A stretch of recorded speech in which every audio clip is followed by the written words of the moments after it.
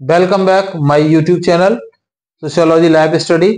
और भारत विद्या शास्त्रीय परिप्रेक्ष्य की जो क्लास है उसी में कंटिन्यू आज फिर मैं उपस्थित हूं।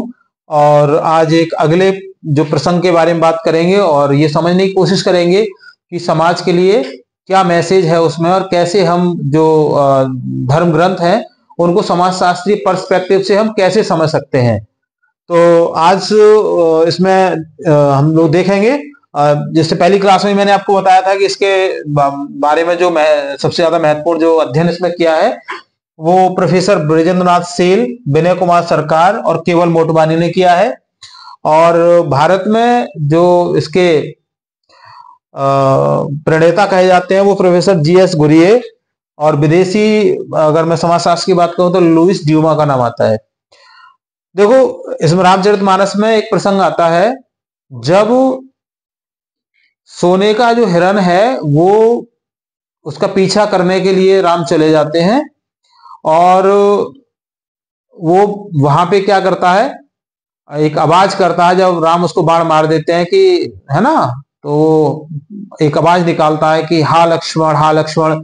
सीता जी इससे तनाव में आ जाती हैं और वो लक्ष्मण को भेज देती है कि नहीं आप जाओ, आपके जो भैया हैं वो परेशानी में है। तो देखो कितने दूरदर्शी थे पहले जो लोग थे, वो कितना मतलब उनको कितनी बड़ी सोच थी।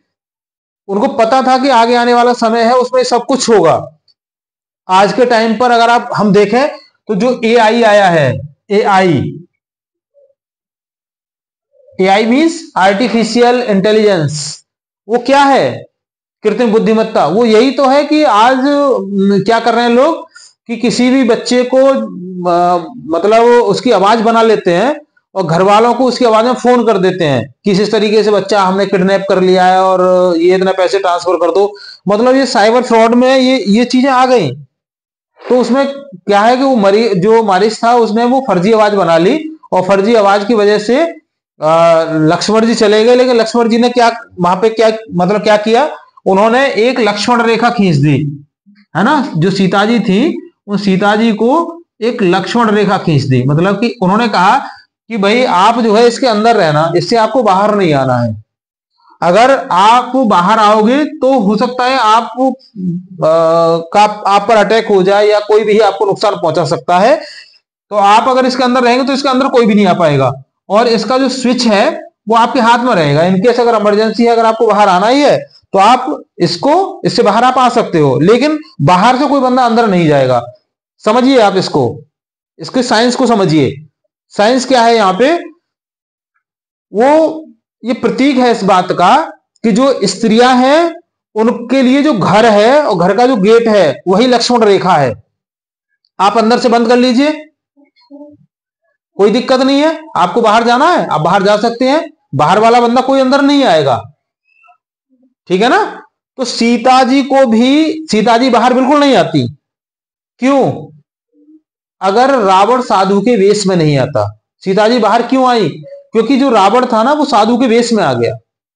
तो साधु के वेश में सीता जी पहचान नहीं पाई। तो आपको ध्यान ये रखना है कि जब भगवान राम की पत्नी सीता जी ही धोखा खा गई इंसान को पहचानने में, तो आजकल की जो महिलाएं हैं वो तो बिल्कुल कुछ है भी नहीं। जब मां सीता धोखा खा गई तो आज की स्त्रियों की तो आप कुछ कह ही नहीं सकते हैं।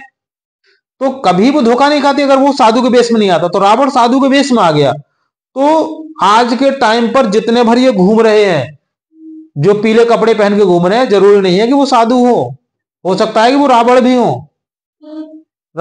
भी हो सकते हैं उनमें। इसलिए आपको क्या करना है, ये जो लक्ष्मण रेखा है इस लक्ष्मण रेखा से आपको बाहर नहीं आना है, आपको इसके अंदर ही रहना है। क्योंकि बाहर आने पर क्या हुआ, सीता जी को वो अपहरण करके ले गया रावण। अगर वो साधु के वेश में नहीं आया होता तो शायद ऐसा नहीं हो पाता। साधु के वेश में था इसीलिए सीता जी बहकावे में आ गई। तो आज की जो महिलाएं हैं वो भी इस बात को देखें, सोचें, समझें, सतर्क रहें। और आपके पास तो सीसीटीवी कैमरे भी लगे हैं ना, आपको तो गेट पर आने की जरूरत ही नहीं है। आप तो कैमरे से अंदर से देख लो कि भाई कौन है गेट पे कौन नहीं है, तभी आप गेट खोलें। आप ऐसे अन्यत्र गेट ना खोलें। तो ये जो घटना है ये दर्शाती है कि आप एकदम जो महिलाएं हैं वो सतर्क रहें और किसी भी साधु रूप में आए हुए किसी व्यक्ति पर एकदम आंख बंद करके आप भरोसा ना करें, विश्वास ना करें, क्योंकि जरूरी नहीं है कि जो आपके दरवाजे पर आया हुआ व्यक्ति है वो साधु ही हो, वो रावण भी हो सकता है। सो आई थिंक मुझे लगता है समझ आ गया होगा आज का जो प्रसंग है कि उसका समाज के लिए क्या मैसेज है ना। वो जो आवाज बनाई थी वो आवाज लोग बनाने लगे आर्टिफिशियल इंटेलिजेंसी के थ्रू, है ना। साधु के रूप में लोग खूब आते हैं, महिलाओं को ठगते हैं, लूटते हैं, है ना, सब ठग ले जाते हैं। तो ये समाज में बहुत कुछ हो रहा है। तो ये जो धर्म ग्रंथ है उनकी ये जो घटना है वो हमें यही सिखाती है कि समाज में उनसे हमें क्या सबक लेना चाहिए। ठीक है, आगे बात करेंगे इसके जो अगले जो प्रसंग है उसके बारे में। तो आज की क्लास में बस इतना ही। Thank you for joining to me. अगर चैनल पर नए हैं तो उसको सब्सक्राइब कर लीजिए, वीडियो पसंद आए तो उसको लाइक कीजिए, शेयर कीजिए। मिलते हैं अगली क्लास में। जय हिंद।